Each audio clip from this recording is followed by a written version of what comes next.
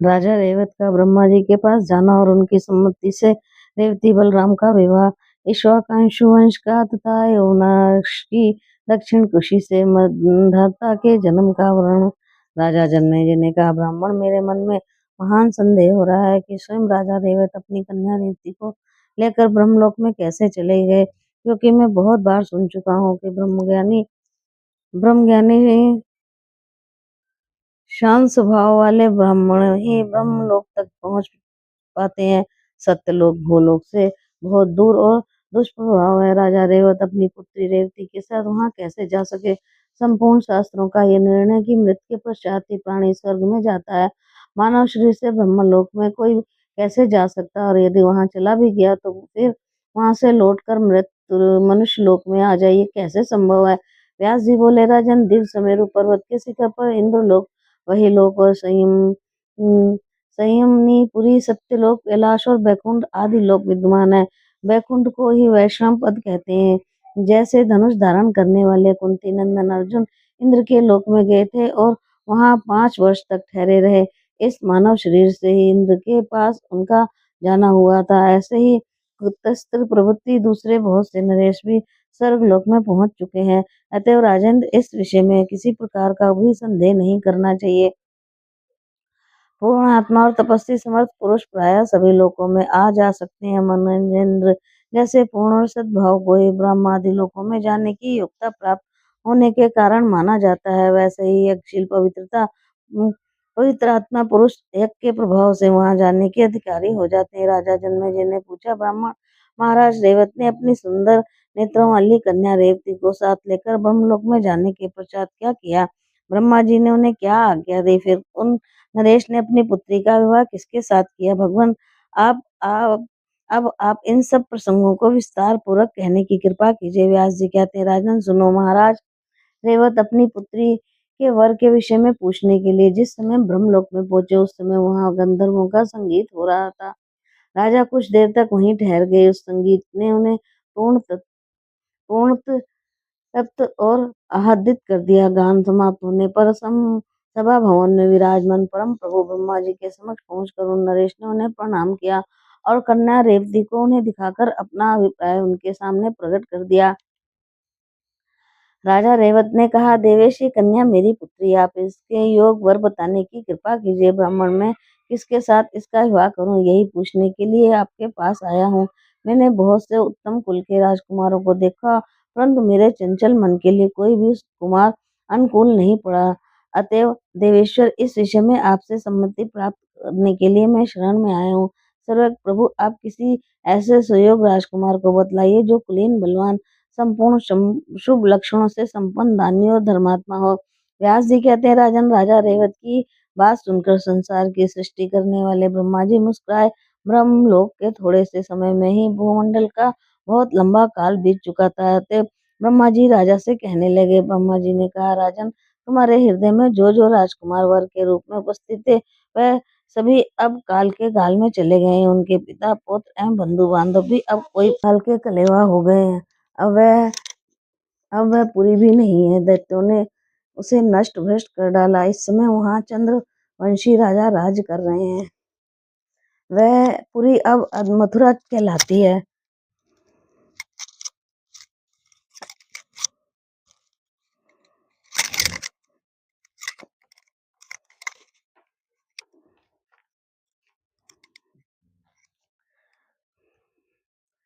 राजा उग्रसेन वहां के शासक हैं। यति के वंश में उनका जन्म हुआ है। पूरा मथुरा मंडल उनके अधीन था, परंतु उन्हीं नरेश का एक पुत्र कंस नाम से विख्यात हुआ। देवताओं से द्रोह करने वाला ये महाबली पुत्र दत्त के अंश से उत्पन्न हुआ था। उसने अपने पिता उग्रसेन को कारागार में डालकर राज्य का प्रबंध स्वयं अपने हाथ में ले लिया था। राजाओं में वह सबसे बढ़ चढ़कर अहंकारी था। तब पृथ्वी अत्यंत असहाय भार से घबराकर ब्रह्मा जी की शरण में गई। श्रेष्ठ देवताओं का कथन है कि जब पृथ्वी दुष्ट राजाओं के भार से आक्रांत हो जाती है, तब भगवान प्रकट होते हैं। अतएव उस समय कमल के समान नेत्र से शोभा पाने वाले भगवान श्री कृष्ण का अवतार हुआ। वह अवतरित होकर भगवान वसुदेव के नाम से प्रसिद्ध हुए। राजन, उन्हीं भगवान श्री कृष्ण के हाथ से उस दुराचारी कंस का निधन हुआ। उन भगवान की आज्ञा से दुष्ट पुत्र के परलोकवासी हो जाने पर राजा उग्रसेन पुनः राज्य पर प्रतिष्ठित हुए। कंस के ससुर का नाम जरासंध था। वह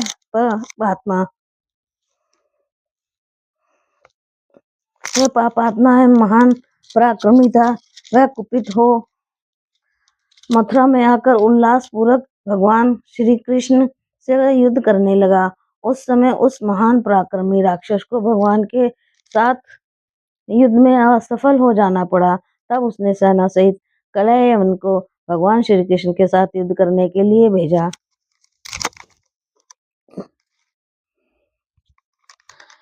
यवनाओं का अध्यक्ष काल एवं महान सूरवीर है, सेना लेकर वह आ रहा है। यह सुनकर भगवान श्री कृष्ण ने मथुरा को छोड़ दिया और वह द्वारका में चले गए। उस समय वह पूरी नष्ट प्राय हो गई थी। भगवान ने शिल्पियों द्वारा उसका जीर्णोद्धार कराया। उसके चारों ओर दुर्ग बन गए हैं। प्रतापी श्री कृष्ण ने राजा उग्रसेन को द्वारका का अध्यक्ष बना दिया। भगवान की आज्ञा के अनुसार वह वहां का प्रबंध करते हैं। युद्ध श्रेष्ठ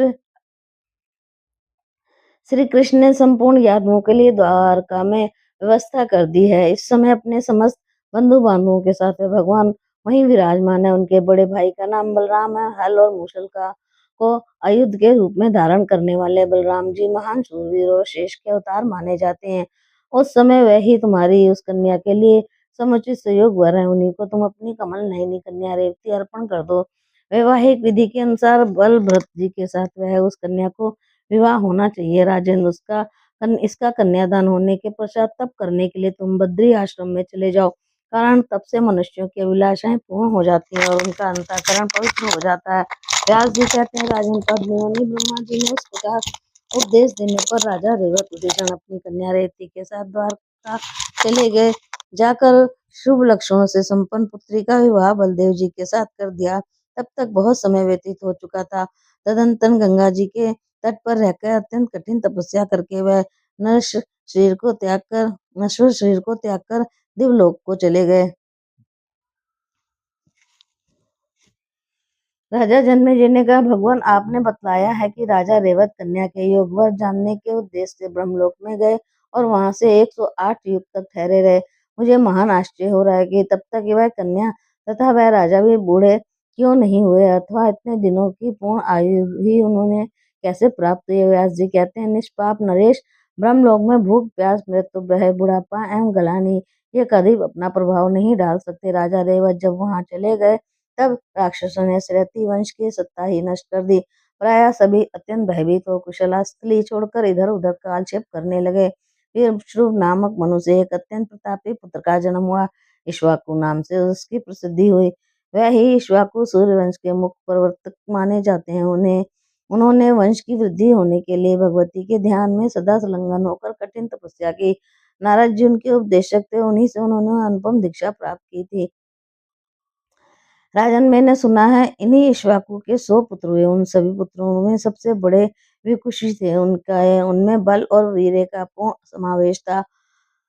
महाराज इक्ष्वाकु अयोध्या के राजा थे। ये बात प्रसिद्ध है। शुकनी प्रभुति अत्यंत बलशाली जो उनके 50 पुत्र थे, उन्होंने उत्तर देश की रक्षा के लिए नियुक्त कर दिया। राजन, उनके 48 लड़के अज्ञानसार दक्षिण देश की रक्षा में उद्यत हो गए। इनके अतिरिक्त जो 2 शेष पुत्र थे, वे राजा इक्ष्वाकु की सेवा के लिए उनके पास रहने लगे। व्यास जी कहते हैं, राजा इक्ष्वाकु के पुत्र विकुशी हुए और वह ही राजकुमार विकुशी शब्द नाम से विख्यात हुए। पिता की मृत्यु के पश्चात पुनः वह महात्मा विकुशी को राज का अधिकार प्राप्त हो गया। स्वयं अयोध्या के राजा होकर वह शासन करने लगे। उस समय राजा शशद के द्वारा सरयू के तट पर बहुत से यज्ञ संगोपांग संपन्न हुए। उनके पुत्र का नाम कुतकुत्स्त हुआ। ऐसा सुना जाता है कि ककुतुस्त के ही दूसरे नाम इंद्रवाह और पुरंजय भी हैं। राजा जनमेजय ने पूछा, निष्पाप मुनिवर, एक ही व्यक्ति के कई नाम कैसे हुए? जिन जिन कारणों से पृथक पृथक नाम रखे गए, वह सब कारण मुझे बताने की कृपा करें। व्यास जी कहते हैं, राजन, शशाद के स्वर्गवासी हो जाने पर धर्म के ज्ञाता ककुतस्थ अयोध्या के राजा हुए। उन्होंने पिता और पितामह से संबंध रखने वाले राज पर बलपूर्वक शासन किया। इसी समय संपूर्ण देवता दैत्यों के परास्त होकर त्रिलोकी के स्वामी सनातन भगवान विष्णु की शरण में गए। तब भगवान श्री हरि ने उन्हें आज्ञा दी। भगवान विष्णु बोले, प्रधान देवताओं, तुम लोग शशात कुमार राजा ककुतस्थ से मित्र होने के लिए प्रार्थना करो। वह ही संग्राम में दैत्यों के मार सकेंगे। वह बड़े धर्मात्मा नरेश हैं। भगवती जगदम्बा की कृपा से उन्हें अतुलित शक्ति सुलभता से प्राप्त है। महाराज, भगवान विष्णु की ये सुस्पष्ट वाणी सुनते ही इंद्र सहित संपूर्ण देवता अयोध्या में विराजने वाले शशात कुमार ककुतस्थ के पास जा पहुंचे। राजा ने धर्म पूर्वक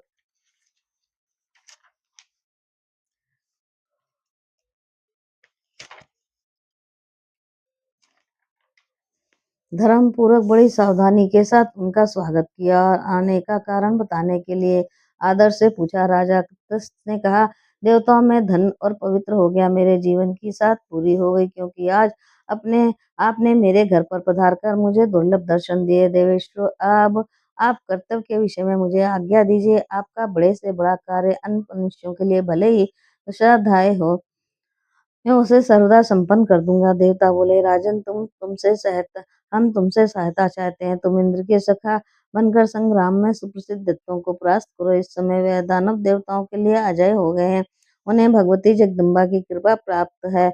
अतएव कहीं कोई भी ऐसा कार्य नहीं है जो तुमसे असाध्य हो। भगवान विष्णु की प्रेरणा से ही हम तुम्हारे पास आए हैं। राजा ने कहा, सुरसत्तमों, मैं सभी सहायक बनने के लिए तैयार हूँ, परंतु देवराज इंद्र युद्ध के अवसर पर मेरे वाहन बने, तभी सफलता मिल सकती है। मैं सत्य कहता हूँ, इस समय देवताओं का कार्य सिद्ध करने के लिए मैं इन इंद्र पर ही चढ़कर संग्राम में जाऊंगा और दैत्यों का साथ मेरा युद्ध होगा। मेरी ये बात बिल्कुल सत्य है। देवताओं ने इस अदृत कर्तव्य के विषय में इंद्र से कहा, सचिपते, आप लज्जा छोड़कर नरेश का वाहन बनने की कृपा कीजिए। ये सुनकर इंद्र बड़े भारी संकोच में पड़ गए। फिर भी भगवान विष्णु के बारंबार प्रेरणा करने पर उन्होंने तुरंत वृषभ का रूप धारण कर लिया, मानो भगवान शिव के कोई दूसरे नंदीश्वर ही हो। संग्राम में जाने के लिए राजा उन्हीं पर सवार हुए। वृषभ रूपधारी इंद्र के ककुदक पर बैठे थे, जिससे उनका एक नाम ककुतस्थ पड़ गया। इंद्र को अपना वाहन बनाया था, इससे उनका यह दूसरा नाम इंद्रवाह हुआ। दैत्यों के पर विजय प्राप्त की थी, जिससे पुरंजय इस तीसरे नाम से वे प्रसिद्ध हुए। तदंतर महाभाव कुतस्थ ने दैत्यों को जीतकर उनकी संपत्ति देवताओं को सौंप दी थी।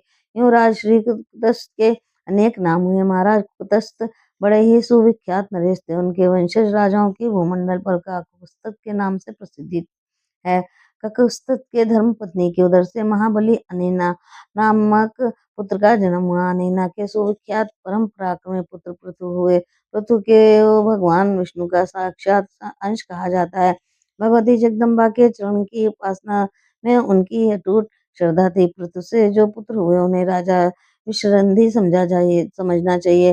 विश्रंधी से श्रीमान राजा चंद्र का जन्म हुआ। अपने वंश के वे प्रसिद्ध प्रवर्तक माने जाते हैं। चंद्र के तेजस्वी एवं असीम पराक्रमी पुत्र का नाम योनास पड़ा। योनास से परम धार्मिक शावंत की उत्पत्ति हुई। उन शावंत ने ही शावंतनी नामक नगरी बसाई, जिसकी तुलना अमरावती से की जाती है। महात्मा शावंत के पुत्र बृहस्पति हुए। बृहस्पत के राजा को लाक्ष का जन्म हुआ। कुलाक्ष ने धुंध नामक दैत्य का संहार कर डाला। तब से धुंधमार नाम से विख्यात हुए। ये बात परम प्रसिद्ध है। कोलाश के पुत्र धृतराष्ट्र हुए, जिन्होंने पृथ्वी की सम्यक प्रकार से रक्षा की थी। धृतराष्ट्र के सुयोग पुत्र श्रीमान हर्ष कहे गए। हर्ष के पुत्र को और राजा निकुंभ कहा गया। निकुंभ के पुत्र बृहणाश और बृहणाश के पुत्र कृशाश हुए। कृशाश के बलशाली सत्पराक्रमी पुत्र का नाम प्रसेनजित हुआ। प्रसेनजित के पुत्र महान भाग्यशाली योनाश का नाम सर्व प्रसिद्ध है। योनाश से श्रीमान राजा मंदाता की उत्पत्ति हुई, जिन्होंने 108 भव्य भवनों का निर्माण कराया। मानद भगवती जगदम्बा को संतुष्ट करने के लिए उन्होंने महान तीर्थ स्थानों में वे मंदिर बनवाए थे। माता के गर्भ में न रहकर पिता के उदर से ही उनकी उत्पत्ति हुई थी। पिता के पेट को फाड़कर उन्हें निकाला गया था। राजा जन्मेजय ने कहा, महाभाग राजा मंदात के जन्म के विषय में ये कैसी कल्पनातीत बात आपने कही, ऐसी बात तो कहीं भी सुनने को देखने को नहीं मिलती। अब आप इन नरेश के जन्म का कारण विस्तार पूर्वक बताने की कृपा कीजिए। ये सर्वांग सुंदर पुत्र राजा योनाश के उदर से कैसे उत्पन्न हुआ? कृपया ये पूरा प्रसंग स्पष्ट करके कहिए। व्यास जी कहते हैं, राजन, परम धार्मिक राजा योनाश की 100 रानियां थी, परंतु किसी से कोई संतान नहीं हुई। इस कारण वह प्रायः चिंतातुर रहते थे। तदंतर संतान के लिए अत्यंत खिन्न होकर वह वन में चले गए और ऋषियों के पवित्र आश्रम पर उनका समय व्यतीत होने लगा। वहां बहुत से ब्राह्मण तपस्या कर रहे थे।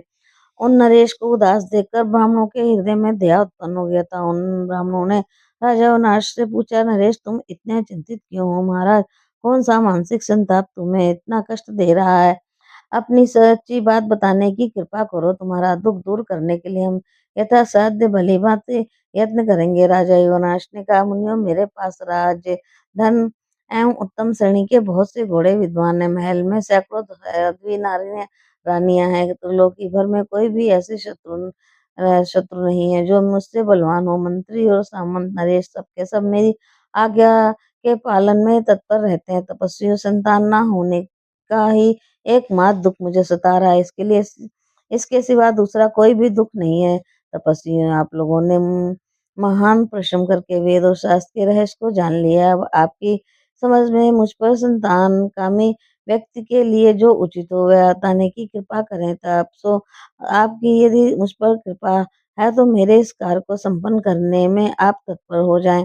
व्यास जी कहते हैं, राजन, महाराज योनाश की बात सुनकर उन ब्राह्मणों का मन कृपा से भर गया। उन्होंने बड़ी सावधानी के साथ राजा से एक यज्ञ करवाया, जिसमें प्रधान देवता इंद्र माने गए। इन ब्राह्मणों ने जल से भरा हुआ एक कलश वहां रखवाया था। राजा को संतान हो जाए, इस उद्देश्य को लेकर वैदिक मंत्रों द्वारा उस कलश का अभिमंत्रण किया गया था। राजा अविनाश को रात में बड़ी प्यास लगी गई और उस शाला में चले गए। देखा सभी ब्राह्मण सोए हैं, कहीं भी जल नहीं है। तब प्यास के मारे वे अभिमंत्रित जल को ही स्वयं ही पी गए। ब्राह्मणों ने विधि पूर्वक मंत्रों से संस्कृत करके उस जल रानी के लिए रखा था। राजन, अज्ञानवश वह जल राजा के पेट में चला गया। प्रातःकाल जब ब्राह्मणों ने देखा कि कलश में जल बिल्कुल नहीं है, तब उन्होंने महान सशंकित होकर राजा से पूछा, किसने ये जल पिया? राजा ही जल पी गए। ये बात जानकर वे समझ गए कि देव सबसे बड़ा बलवान है। तदंतर यज्ञ की पूर्णाहुति कराकर वह सभी मुनिगण अपने घर पधारे। मंत्र के प्रभाव से स्वयं राजा के पेट में ही गर्भ स्थित हो गया। स्वयं पूर्ण होने पर उन महाराज योनाश का दहिना कोख चीरा गया, जिससे पुत्र की उत्पत्ति। इस प्रकार पुत्र निकालने का सारा श्रेय राजा के सुयोग मंत्रियों के ऊपर निर्भर था। देवताओं की कृपा से राजा के प्राण नहीं जा सके। उस समय मंत्री लोग बड़ी जोर से चिल्ला उठे, ये कुमार अब किसका दूध पिएगा? इतने में इंद्र ने झट उसके मुख में अपनी तर्जनी उंगली देकर ये वचन कहा कि मैं इसकी रक्षा करूंगा। समय पाकर वह ही महान प्रतापी राजा मानदाता हुए। नरेश की उत्पत्ति का यही प्रसंग है। अध्याय 8 और 9। सत्वर का त्रिशंकु नाम होने का कारण भगवती की कृपा से सत्यव्रत की शाप मुक्ति। सत्यव्रत का सधे स्वर्ग जाने का आग्रह वशिष्ठ के द्वारा सत्यव्रत को शाप। हरिश्चंद्र हरिश्चंद्र की कथा का प्रारंभ। व्यास जी कहते हैं, राजन, वह महाराज मानदाता सत्य प्रत्येक चक्रवर्ती नरेश हुए। संपूर्ण भूमंडल पर उनकी विजय पातकाल फहरा रही थी। उनके डर से लुटेरे डाकू पर्वतों की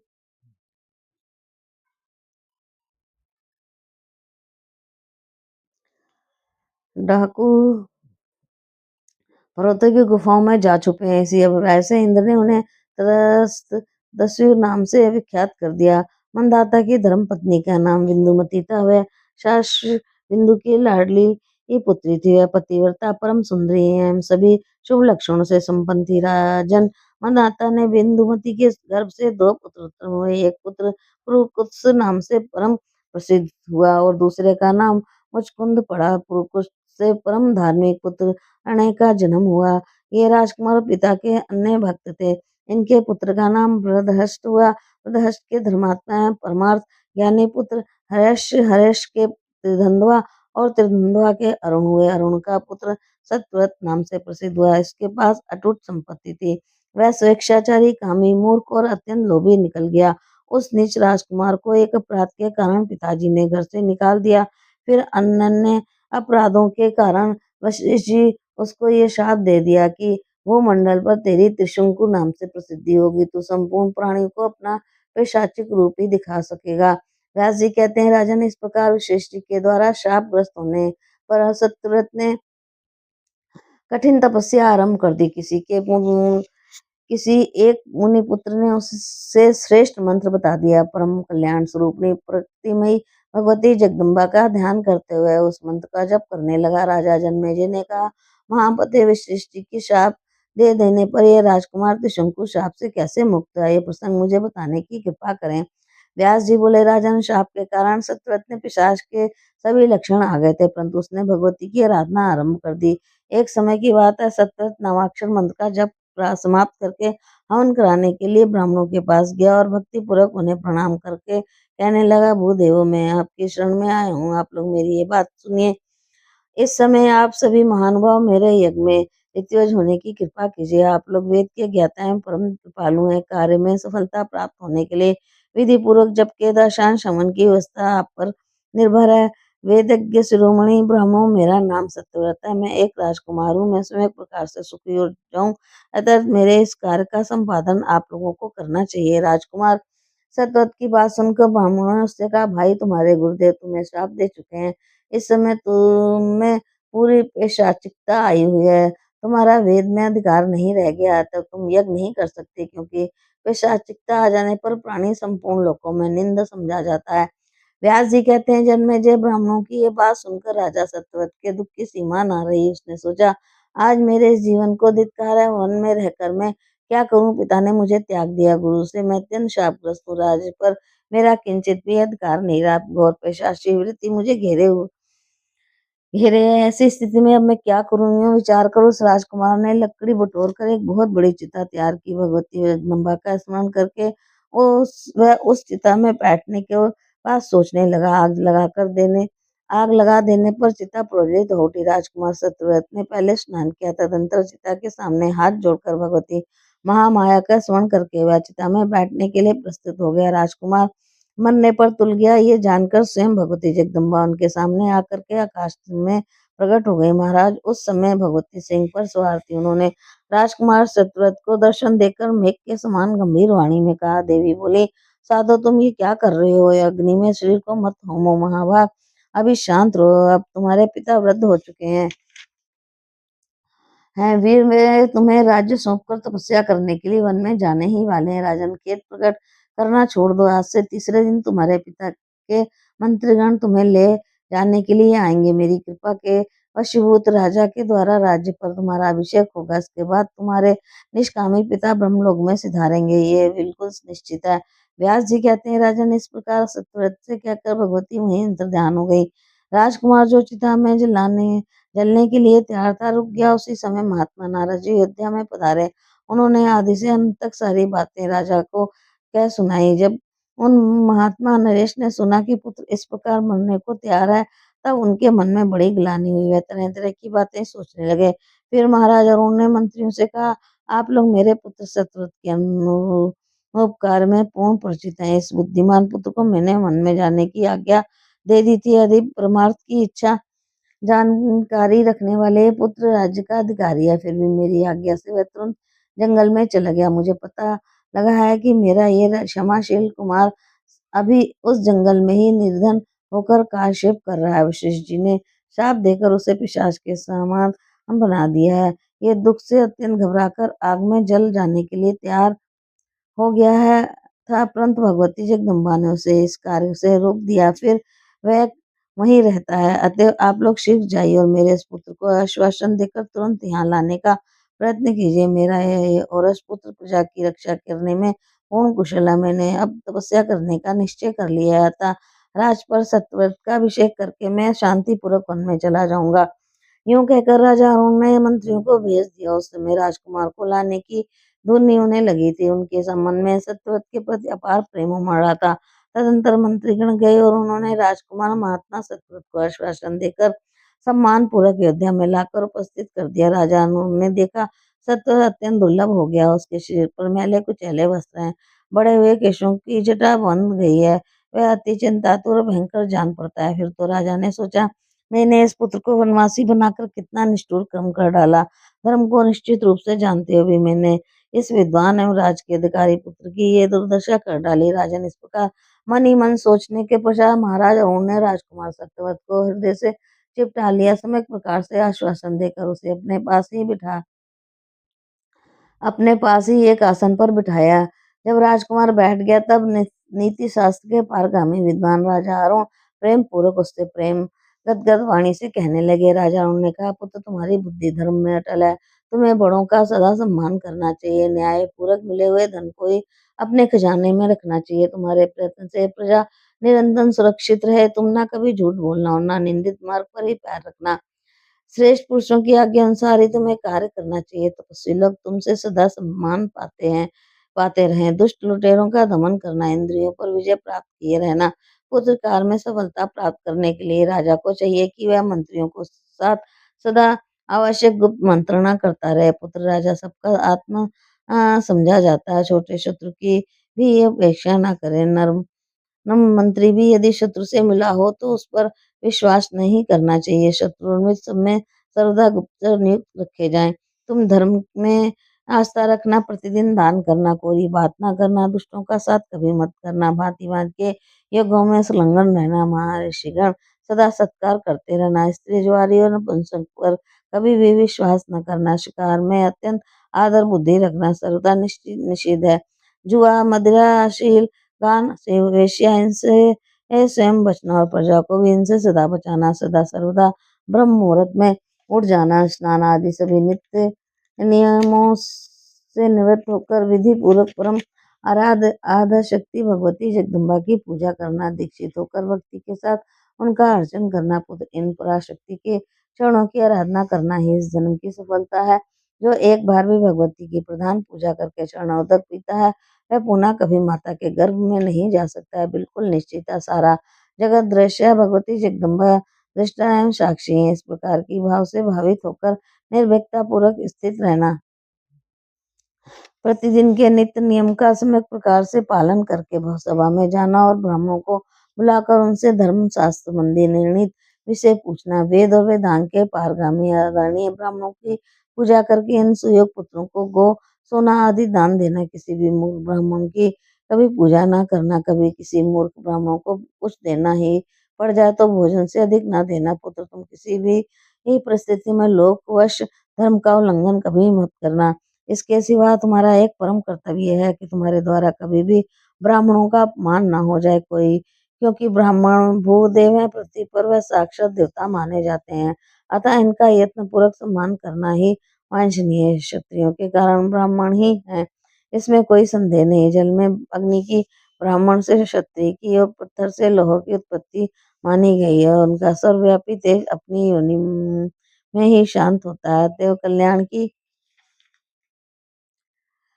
इच्छा रखने वाले राजा को चाहिए कि वह विशेष रूप से विनय पूर्वक दान देकर ब्राह्मणों का सत्कार करे, धर्म शास्त्र के अनुसार सदा दंड नीति का व्यवहार करे, न्याय से प्राप्त उन धन का संग्रह करे। व्यास जी कहते हैं, राजा ने इस प्रकार पिता के समझाने पर राजकुमार त्रिशंकु ने हाथ जोड़कर प्रेम पूर्वक गदगद वाणी में पिता से कहा, बहुत ठीक पिताजी, मैं ऐसा ही करूंगा। फिर महाराज अरुण ने वेद एवं शास्त्र के पारगामी मंत्रंग ब्राह्मणों को बुलाया और अभिषेक की सारी सामग्रियां एकत्रित कराई।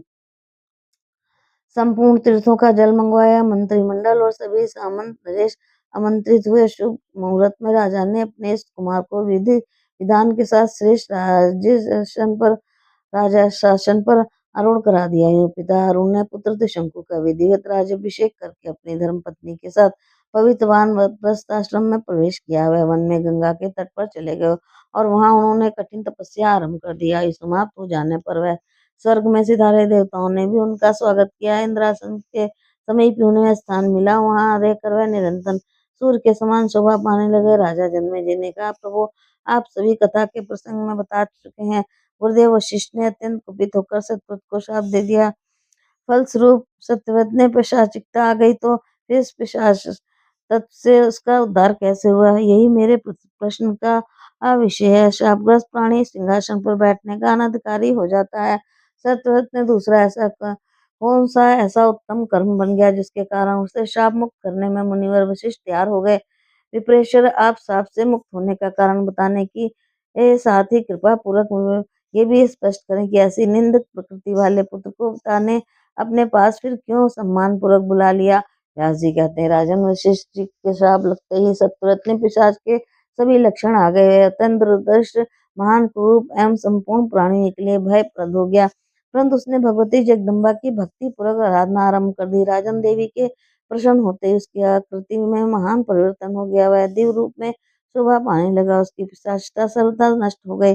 लेश मात्र भी पाप उसमें नहीं रह सका। अब उस परम पवित्र नरेश के शरीर में तेज की सीमा नहीं रही, क्योंकि भगवती की अमृतमयी कृपा उसे सुलभ हो गई थी। इतना ही नहीं, भगवती की कृपा से वशिष्ठ भी सत्यव्रत प्रसन्न हुए।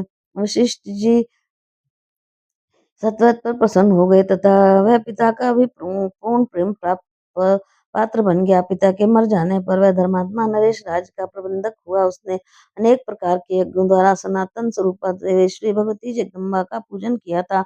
उन राजा त्रिशंकु के पुत्र श्री हरिश्चंद्र हुए। उनकी आकृति असीम सुंदर थी।